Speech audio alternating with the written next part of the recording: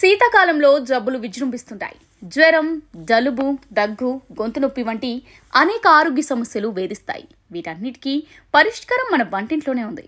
చలికాలంలో జలుబు, దగ్గు, గొంతు నొప్పి, జ్వరం సర్వసాధారణం. దీంతో పాటు గుండె జబ్బులు, మధుమేహం కూడా పెరుగుతాయి.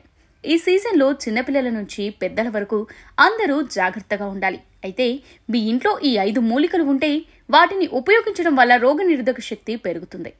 తులసి ఆకులను ఆయుర్వేద ఔషధాల తయారీలో ఉపయోగిస్తారు. రోజు 1 చెంచా తులసి ఆకుల రసం తాగడం మంచిది. ఇది రోగనిరోధక శక్తిని పెంచుతుంది. ఇందులో యాంటీబ్యాక్టీరియల్ లక్షణాలు ఎక్కువగా ఉంటాయి. తద్వారా వివిధ రకాల ఇన్ఫెక్షన్లు రాకుండా ఉంటాయి.